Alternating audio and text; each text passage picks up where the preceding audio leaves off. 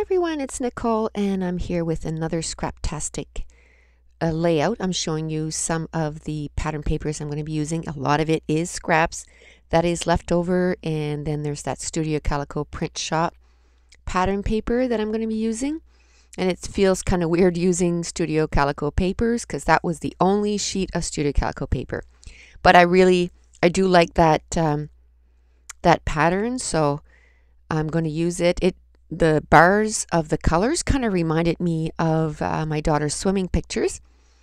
So I'm kind of doing a beginning and an end of like when she would start swimming, and then that she had stopped there at the end. And I took a picture, a series of picture. And I'm actually going to use 4 pictures on this layout. The fourth one, it's sort of like she's swimming back the other way on her back. And I'm going to mount the whole thing on that gray cardstock that was from the Head Over Heels collection. And it's a little smaller than the whole thing, so I'm going to have to figure out something for the ends so that, because it doesn't fit the whole 12 by 12. I cut 2 strips of that pattern, Studio Calico pattern, and I'm going to use it on this layout. I love this pattern paper, but I hadn't used the B side of it yet. The front is all the hearts, but I hadn't used the B side, and I want to make sure that I used it. So I'm going to use it on this layout, just not because I tried it on the ends because I'm thinking, okay, there's a little bit that you can't see there, and it's really bugging me, or that you can see the blue. And this is where I decided I'm going to use that 4th photo. I had already cut it down. So I'm measuring that piece of yellow. So the 2 main colors on this color is going to be that aqua and the yellow. And I'm going to leave a little bit of that photo hanging, or that pattern paper hanging over the photo. So I'm going to do the title there. I didn't know if I want it up and, like vertically or horizontally. I'm going to try it this way. I don't like it, so I'm going to go back to the first way I tried it. And that's the only way you're going to find out, right? Is if you try different things. Now I figured, hey, that little yellow polka dot would really look good. So I just cut 2 tiny strips. It's about 1/4 of an inch, maybe 3/8, and I'm going to stick it down to each end. So then when the gray pattern paper sits down, then it's covering that blue. And again, I love those hearts, and I thought maybe I could try to use them on this layout, but it's not going to work. I'm going to use it on an upcoming layout. I'm so far ahead. I'm actually going to start layout 14 probably this afternoon before I go to work. I'll probably put an hour on it or something, or half an hour. And this is layout 11, and actually today on YouTube I'm just uploading layout 7. So I'm really ahead and I'm loving it because my grandson is coming on Thursday and I have to work Thursday night, so boo-hoo. But I plan on not sleeping too much on Friday, and spending Friday, Saturday, and Sunday with him. So I don't plan on doing any scrapbooking, or maybe just a little bit when he goes to bed. So if everything can be uploaded to YouTube and I only have to go and hit publish, that'll make it so much easier. So at this point, because there was a lot of little pieces of pattern everywhere, I figured glue down your layers and then you won't be frustrated because it keeps moving. Because that's probably one of the things that frustrates me the most, is when pieces of pattern paper move all over the place when you're trying to figure out your layers. So once I know the layers, I'm just going to glue it down. Now I know I want to journal on this layout. So while I'm looking for a journaling card, and these cards here are the cards that I exchanged with Maureen. There was already one actually that I had kind of cut half and used on another page, on another layout, and it had yellow on the back, on the bottom. So I'm like, hey, that's perfect. I'm going to use a card that has already been cut into. So I'm going to put that right there, and I'm going to use my Daisy D roll-on rub-ons. And I got so many questions for this, and I knew it was going to happen. I actually said to my husband, I said, oh, I'm using this older tool, and I know people are going to be like, this is so cool. Where can I get it? Because I thought it was cool, and I can't believe that it stayed in my stash for so long. But and it is discontinued. This company here, I looked them up, and now they do only cards. Or anyway, and the other company was around the block, and they're not around anymore. Now, Scrap from Scratch said that she found one Daisy D roll-on rub-on on eBay for $6, and she snatched it right up, and I don't blame her. And so sorry you can't get that, but I'm going to keep looking, because I think now there's maybe packages of rub-ons, maybe that are stitches. It would be more of a pain, because you'd have to take it out and do it in a row. You know what I mean? Like cut the when they come on sheets, you have to cut them out and then move it along. This was so easy. I mean, it just rolled on the page. It was awesome. So I'm just showing you my little collection that I have. I keep it in a little dollar store box that I bought years ago, and again, because I want to use older stuff on my layouts, I went digging for older stuff, and I came upon those. So now I know what my title is going to be. And again, if I know what my title is going to be, I just right away get right on it and write out the title. So my title is going to be Swims Like a Fish. These are pictures of my second daughter in 2006. And we had taken her out of swimming for quite a few years because she was advancing too fast, and we were afraid because we wanted her to get her lifeguard. And what happened to my first daughter, she did the same thing, and then they can't get their lifeguard till they're 16, and she was done at 14. Well, by the time the 2 years arrived, she didn't want to do it anymore. So we didn't want that to happen to my daughter, my second daughter.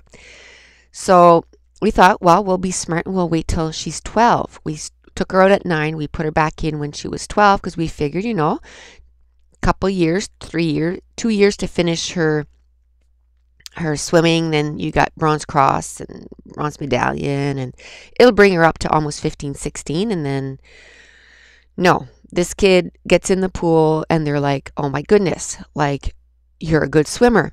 So she did, what was it? 3 levels in 3 weeks. She did a level a week. It was in the summertime and people weren't showing up, so she was the only kid in her class. So the teacher was like, oh, you're a good swimmer. Can you do this? So she'd be like, oh, well, you're doing that perfect. Check. Can you do that? Check. So she'd come off, you know, from the swimming pool, and she'd be like, oh, I got my badge. And we're like, what? And the teacher told me if next week I'm out by myself to bring clothes, because in the next level you got to do it with your clothes, you know, that like you're trying to rescue someone with your clothes. So anyway, she did 3 levels in 3 weeks and ended up doing 5 levels in, like, I think it was 8 weeks.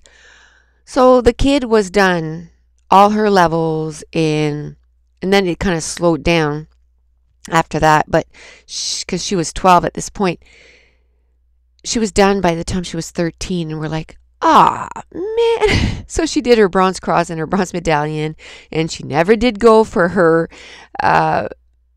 lifeguard, because by the time she got to that time, she didn't want to do it. So it didn't work. She was just too good of a swimmer. They even suggested, they said, man, you should, you know, try out for swimming team, like racing and stuff. And because they have to do so many laps in X amount of minutes, and she was doing it like way shorter than she needed to. And we looked into it, and all the practices were at 5 o'clock in the morning. It was like, I don't think so. We just, because my son was only 6, and we, you know, it was just too much with all the other stuff that we had to do. Now looking back, I wish we maybe would have tried a little harder. And she was really good in gymnastics, and we had kind of looked at it back then too. But when she was a little younger, actually, but only one of us was working, and gymnastics is super expensive. But now that she's in cheerleading, we're like, oh, if she would have done that too, like how much um, better she would be doing in cheerleading, right? But I mean, she's doing awesome. But there's always, I mean, if you put your kids in everything that they were potentially good at, oof, you wouldn't have any money to pay your mortgage, right? Because kids that are um, sports inclined, every sport that you put them to, they have the potential of doing well. Because she did boxing, and he wanted to groom her for nationals, and she ended up getting hurt in soccer. And she was really good in soccer. She was the top scorer of the league that she was in. And there's she was on a double A team, and there's a triple A team that came to look for her, and she was like, "No, I'm done playing soccer." So, like when a kid is good in sports, it doesn't, like, you could put them in everything. And so we can't feel guilty about not being able to put them in everything, I guess. And so anyway, I just want to, I'm going to journal on that little journaling card, but I think I'm going to try and stick something in behind too, that I can journal a little bit more about how she was so good in just sports, sports altogether. Like in middle school, she joined every single team that there was at school. And no matter the sport, she either got MVP or Rookie of the Year, or and even in grade 8 when they finished, and I got to do a layout about that. And I think it's this, no, maybe it's 2007. She got Student of the Year for being the most rounded kid, I guess, the kid that participated the most in all the school sports and did well in school, and good example to other kids. But anyway, I have to look for those pictures and scrapbook those. I never did scrapbook those. So now, again, I found one of those frames that I love to cut apart, and this one is not a chipboard, it's just die cut. And I cut it in 3 spots, and I'm going to put it on the layout. I'm going to use one of those chipboard shapes, and it's like a little scallop. I'm going to put it to the top photo to bring a little bit more direction or attention to that photo. Now, the only old products that I used on this layout was the Daisy D rub-on stitching tool. And I know to use older photos was my challenge from last month on my Facebook group. And this month is to use older products, but I'm kind of doing both because I really like the fact that I'm telling stories that are older, and I don't want to forget. I mean, if I wait too long to do these pictures, I'm afraid that I'm going to forget all these little stories. And you can say, wow, you're only 48, you're not that old, but in our family, dementia, I have an aunt that has dementia, and she started in the early 50s. So that's not that far, away from me. That's, it was early 50s that she started showing signs. And so you never know, and I want to make sure that these stories, newer ones and older ones, so I want to make sure that I go back and forth with telling the new stories, because of course, when something is fresh, you remember more details, and you can tell more of the story. And then the ones that are a little older, you remember more a global of that story, but it's still good to say, like this one here, I remember how she was good in all the sports, so that's the story I want to tell. So it's a story about swimming, but I want to talk about how well-rounded kid she was growing up. She was doing well in school, she was doing well in sports, and so it's important to have those stories down too. And I just want to make sure that these stories are there. So if you're, someone that says, "Oh, I don't like journaling and I don't like my handwriting," when you look at it that way, that, when if your kids have all these handwritten stories there, they won't care that it's a little messy, or if it's, they're just going to care that they have something of you there. And also the stories, I'm sure they're going to laugh when they read the stories of, whatever it is the case may be. It's going to make them laugh, that your version of what happened in that event. And now I'm going to show you some close-ups of all the little clusters that I did for this layout. And if you want to see more close-ups, you can go to Facebook and Twitter, Pinterest, my Facebook group, sorry, the link is in the description. Twitter, Pinterest, a cherry on top, 2 peas in a bucket, the Scraptastic blog, and their Facebook group. You have to be a member of Scraptastic, and also on Instagram. And all those, I'm Nicole Jones 911. So thanks for watching. Bye.